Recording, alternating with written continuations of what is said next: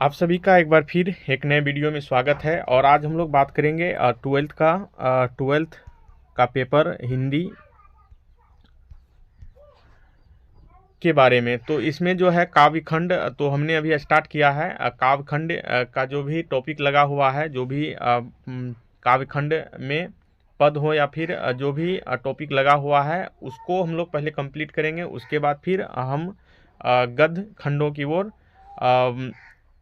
गद्य खंड को हम लोग कंप्लीट करेंगे। तो आज का जो मुख्य टॉपिक है वह है हिंदी साहित्य कक्षा 12 बिहार विद्यालय परीक्षा समिति पटना के द्वारा काव्यखंड है अधिनायक, जिसके बारे में हम लोग आज बात करेंगे।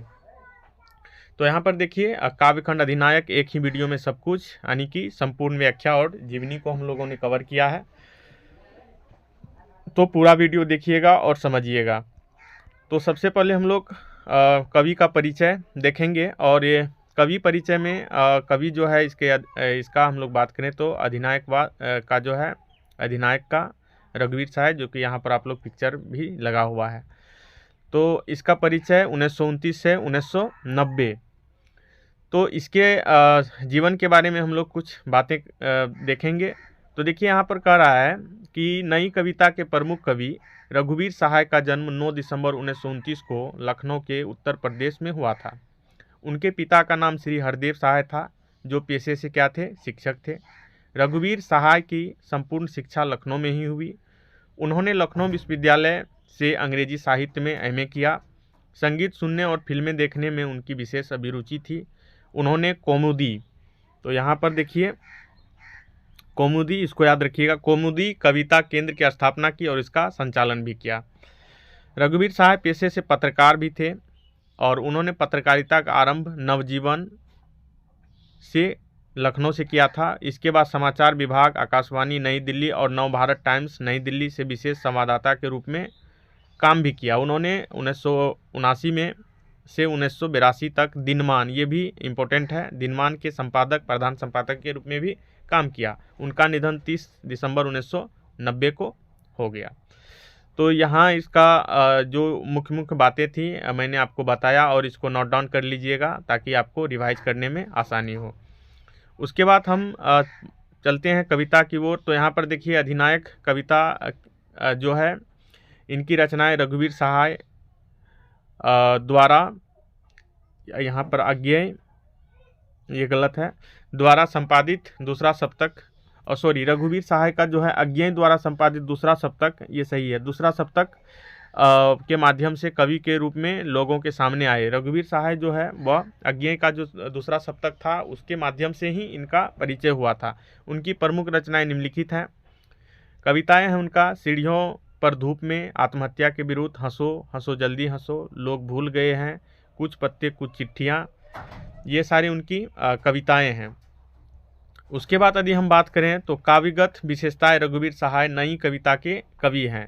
तो ये इसके बारे में बताया जाता है कौन सी कविता के हैं, नई कविता के कवि हैं। नई कविता के माध्यम से कविता को अग्रगति तथा विकास के लिए नई रचना भूमि, नई नई भाषा, मुहावरा और रचनातंत्र की उद्भावना की शुरुआत की। श्री सहाय दूसरा सप्तक के कवियों 7 कवियों में शामिल थे। दूसरा सप्तक में कितने, सप्तक का ही मतलब होता है 7, पहला सप्तक, दूसरा सप्तक, तीसरा सप्तक, चौथा सप्तक भी हालांकि उसको कुछ साहित्यकार मान्यता नहीं देते हैं, लेकिन इसे भी माना जाता है कि चौथा सप्तक भी था। तो दूसरा सप्तक के ये कवि हैं। 7 कवियों का यह समूह हुआ करता था। उनकी कविताएं संवेदना, सरोकार, विषय वस्तु, अनुभव, भाषा, शिल्प आदि अनेक तलों पर अपने संकल्प और व्यवहार में नई थी। उनकी विशिष्ट मनोरचना और व्यक्तित्व की अभिव्यक्ति कहानियों तथा पत्रकारिता में भी हुई। उनकी पत्रकारिता उनकी कविता को प्रासंगिक और प्रभावी बना देती है। उनकी कविताओं में व्याप्त तथात्मकता मात्र तथ्य न रह करके सत्य बन जाता है। उसके बाद आगे फिर है, रघुवीर सहाय की कविताओं में परिवेश की सच्चाई और साहसपूर्ण प्रतिक्रिया मिलती है। यह प्रतिक्रिया तीखी, दाहक और निर्मम भी हो उठती है। वे अपनी कविता में व्यंग, कटाक्ष, घृणा और क्रोध का सार्थक प्रयोग करते हैं, जिसका उद्देश्य परपीड़न का सुख नहीं, सच्ची रचनात्मकता या अर्थपूर्ण नई सामाजिकता होती है। तो यहाँ पर तीखी प्रक्रिया, व्यंग, कटाक्ष जो है आज के इस कविता में हम लोगों को देखने को मिलेगा। तो देखिए कविता का कुछ सारांश है। अधिनायक और शीर्षक कविता रघुवीर सहाय द्वारा लिखित एक व्यंग कविता है। इसमें आज़ादी के बाद सत्ताधारी वर्ग के प्रति रोषपूर्ण कटाक्ष है, जैसा कि मैंने पहले बताया। राष्ट्रीय गीत में निहित अधिनायक शब्द को लेकर के वह व्यंग्यात्मक कटाक्ष है। आज़ादी मिलने के इतने वर्षों के बाद भी आदमी की हालत में कोई बदलाव नहीं आया है। कविता में हरचरना इसी आम आदमी का प्रतिनिधि करता है। हरचरना स्कूल जाने वाला एक बदहाल गरीब लड़का है। कवि प्रश्न करता है कि राष्ट्र गीत में वह कौन भारत भाग विधाता है जिसका गुणगान पुराने ढंग के ढीली ढाली हाफ पैंट पहने हुए गरीब हरचरना गाता है। कवि कहता है कि राष्ट्रीय त्यौहार के दिन झंडा फहराए जाने के जलसे में वह फटा सुथन्ना पहने ही वही राष्ट्रगान दोहराता है जिसमें वह लोकतांत्रिक व्यवस्था में भी न जाने किस अधिनायक का गुणगान किया गया है।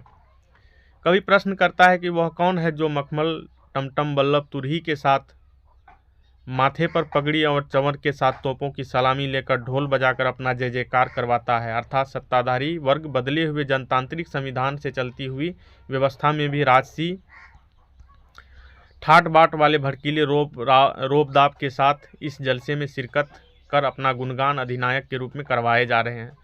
कवि प्रश्न करता है कि कौन है वह सिंहासन पर बैठा जिसे दूर दूर से नंगे पैर एवं नर कंकाल के भांति दुबले पतले लोग आकर उसे अधिनायक तमगा एवं माला पहनाते हैं। कौन है वह जनगण मन अधिनायक बाहुबली से डरे हुए लोग मन के रोज जिसका गुणगान बाजा बजा करके करते हैं।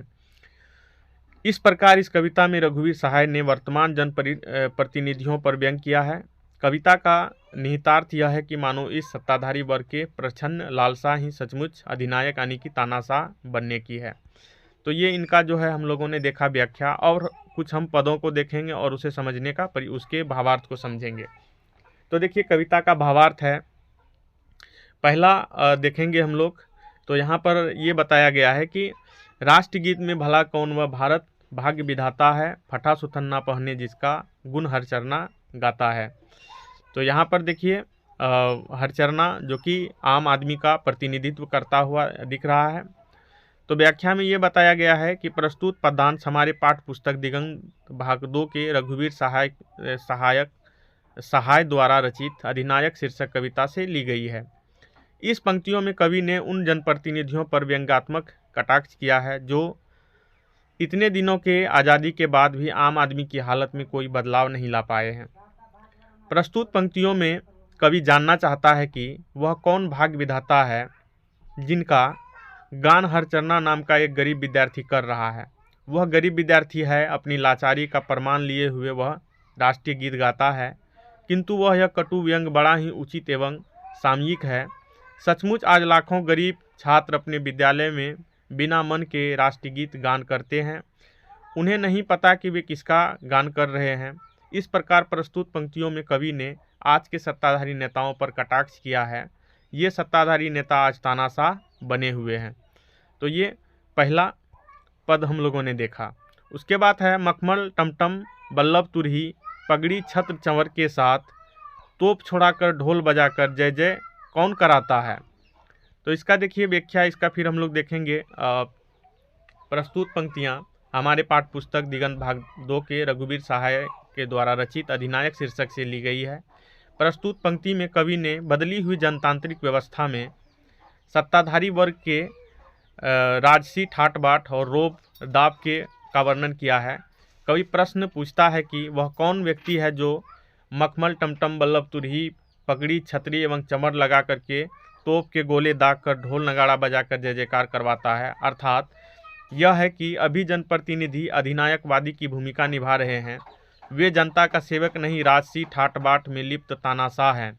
यह आज़ाद देश के लिए एक चिंता का विषय है। कवि व्यंग करते हुए एक कटु सत्य का वर्णन करता है कि क्या वे सच्चे जनप्रतिनिधि हैं, अर्थात सच्चे जनप्रतिनिधि नहीं हैं। उसके बाद फिर अगले पद में हम देखते हैं, तीसरा है पूरब पश्चिम से आते हैं नंगे बूचे नरकंकाल, सिंहासन पर बैठा उनके तमगे कौन लगाता है। तो इसका व्याख्या देखिए, प्रस्तुत पद्यांश हमारे पाठ्य पुस्तक दिगंत भाग 2 के रघुवीर सहाय विरचित अधिनायक शीर्षक कविता से लिया गया है। इसमें कवि ने सत्ता वर्ग के द्वारा जनता के शोषण का जिक्र किया है। यह एक व्यंग्य कविता है, जैसा कि आप लोग इसमें पहले भी देख चुके हैं। कवि के अनुसार राष्ट्रीय त्योहारों के अवसर पर सभी दिशाओं में से जो जनता आती है वह नंगे पांव, वह इतनी गरीब है कि केवल नरकंकाल के रूप में हो गई है। उसकी गाढ़ी कमाई का बहुत बड़ा हिस्सा सिंहासन पर बैठा जनप्रतिनिधि हड़प लेता है। गरीब जनता के पैसे से ही वह मेडल पहनता है, मंच पर फूलों की माला पहनता है, वह राज सत्ता का भोग करता है। शेष जनता गरीबी की मार से परेशान है। कवि रघुवीर सहाय ने उक्त पंक्तियों में सत्ता वर्ग के तानाशाहों का व्यंग्यात्मक चित्रण बड़े ही मार्मिक ढंग से प्रस्तुत किया है।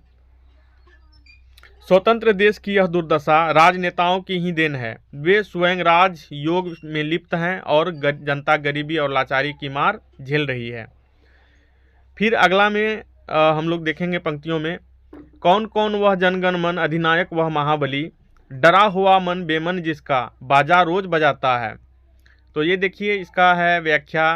प्रस्तुत पद्यांश हमारे पाठ्य पुस्तक दिगंत भाग 2 के रघुवीर सहाय के द्वारा रचित अधिनायक शीर्षक कविता से लिया गया है। इसमें कवि ने राष्ट्रगान में निहित अधिनायक शब्द पर कटाक्ष किया है।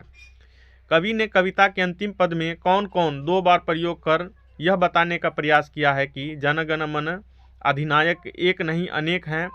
आज देश में तानाशाहों की संख्या बढ़ गई है। वे अब महाबली का रूप धारण कर लिया है, अर्थात देश की संपूर्ण शक्ति इन कुछ गिने चुने अधिनायकों के हाथ तक में सीमित हो गई है। बाकी जनता डरी हुई सहमी हुई है और बिना इच्छा के राष्ट्रीय गान रूपी बाजा बजाती रहती है। अतः वह राष्ट्रीय गान में आम आदमी के कोई रुचि नहीं रह गई है। राष्ट्रीय त्योहारों पर केवल खानापूर्ति करते हैं, बेमन से वे राष्ट्रीय गान गाते हैं। उन्हें वास्तविक आज़ादी नहीं मिली है, आज़ादी का सुख उन्हें नहीं मिला। वह सुख मुट्ठी भर लोगों में सिमट कर रह गया है। देश के लिए यह अच्छा संदेश नहीं है। तो इस तरह से हम लोगों ने देखा कि रघुवीर सहाय के द्वारा लिखा गया ये अधिनायक जो कविता है, वह कविता का सारांश हम लोगों ने देखा। और साथ ही साथ हमने देखा उनके जो जीवनी है, उनके जीवनी को हम लोगों ने पढ़ा कि किस तरह से वह पत्रकारिता करते हुए वो फिर तार सप्तक जो कि अज्ञेय के द्वारा चलाया गया था, जिसमें 7 कवियों का समूह था, फिर वहाँ से वो दूसरा सप्तक में शामिल हुए और फिर उनको प्रसिद्धि मिली एक लेखक कवि के रूप में। तो उनके जीवनी को हम लोगों ने देखा, उनके कविताओं अधिनायक को देखा। और इस कविता को आप लोग 1 से 2 बार देखिएगा, पढ़िएगा, और उम्मीद है कि आपको ये जानकारी पूरी मिली है। और कविता को 1-2 बार पढ़िएगा, आपको इसका जो भावार्थ है वह समझ में आ जाएगा। क्वेश्चन यहाँ से पूछा जाता है। तो वीडियो कैसा लगा आप अपना फीडबैक ज़रूर दीजिएगा कमेंट में। और हम लोग मिल करके 11th 12th 9th 10th सभी का हिंदी का जो भी टॉपिक है उनको हम लोग देखेंगे। और इसके लिए आप लोगों से ये उम्मीद करते हैं कि आप लोग थोड़ा सा सपोर्ट कीजिए और अधिक से अधिक वीडियो देखिए। और समझ में नहीं आए तो कमेंट भी कीजिए, ताकि आपके लिए और भी बेहतर करने का प्रयास किया जा सके। तो आज के इस वीडियो में बस इतना ही। उम्मीद है कि अधिनायक शीर्षक कविता आप लोगों को काफ़ी अच्छा लगा होगा। तो आज विदा लेते हैं, फिर एक अगले टॉपिक के साथ आप लोगों के सामने आएंगे। तब तक के लिए वीडियो देखें और एंजॉय कीजिए। धन्यवाद।